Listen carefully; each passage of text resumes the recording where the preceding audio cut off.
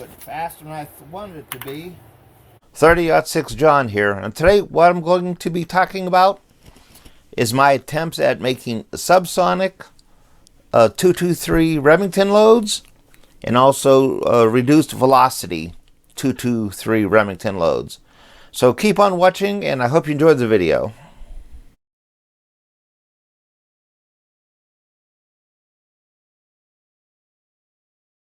Why a subsonic 223 Remington load? Well, there's always applications for that. I never really tried to make a subsonic 223 load, so I'm going to try. Also, I'm going to try for something around 2,000 feet per second, maybe a little bit faster, to take the place of like a 22 Hornet load or a 5.7 by 28. For the subsonic load, I'm going to be using tight group. There's load data for that out there. For the 22 Hornet equivalent load, I'm going to be using IMR 4198, using RCBS full-length die set.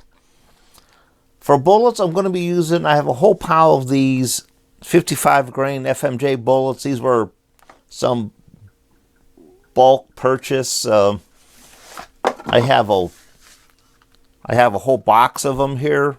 Don't even know what manufacturer they are, but they seem to shoot okay. I've used them in other applications.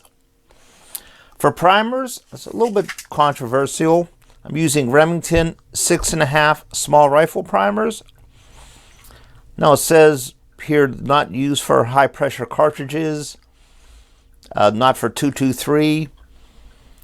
Evidently they're a soft primer, they could get pierced, but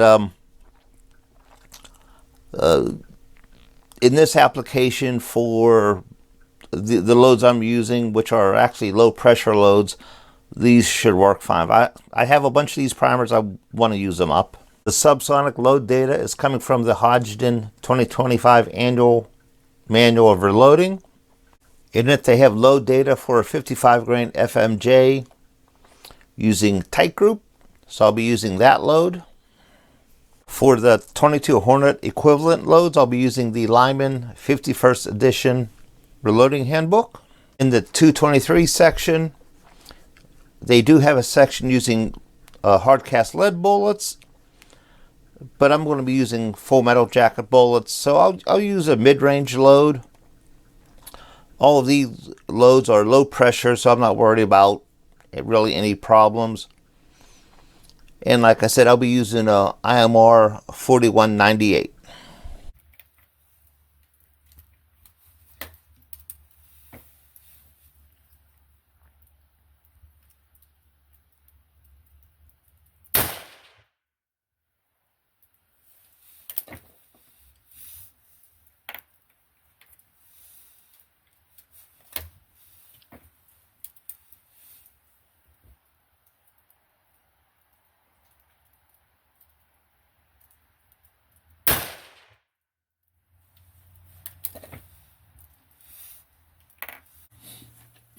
These ones here should be about 2,000 feet per second.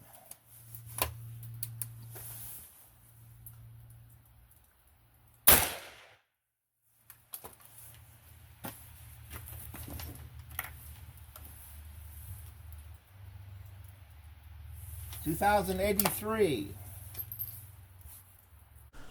Here's my target from the range. Shot at 25 yards.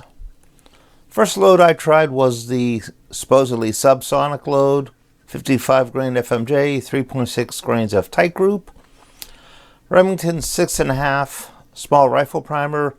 This is just range mixed, once fired range pickup brass. Most of it was Lake City head stamped. My average velocity, even though I had the powder charge from the load manual, was a lot higher than I thought it was going to be. 1,306 feet per second average. It shot okay. I have 4 shots here, about a little bit over an inch group. I mean, I wasn't really trying for really tight group. I mean, I was just shooting. It was a little bit of a snowing going on there. but I'm not sure where the velocity came from. It's a lot higher than I thought it was going to be. It should have been 250 feet per second slower than that. Just shows I have to do more work. It's still a useful load. That's sort of like a hot 22 long rifle.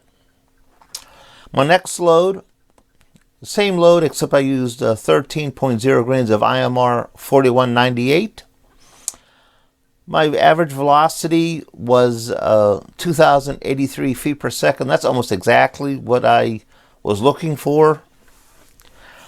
And 4 shots made a very tight, I don't know, it looks like about a half-inch group. 3 shots is 1 ragged hole, and there's 1 a little bit away. So that's a very useful group. That's sort of like approximates a 22 Hornet or a 5.7 by 28. So there's applications for a load like that where you don't want to shoot a full power 223, a little bit less velocity, muzzle blast. Even if you have a suppressor, I mean, this will be quieter. So I might have to experiment more with this subsonic load. But these are both good loads.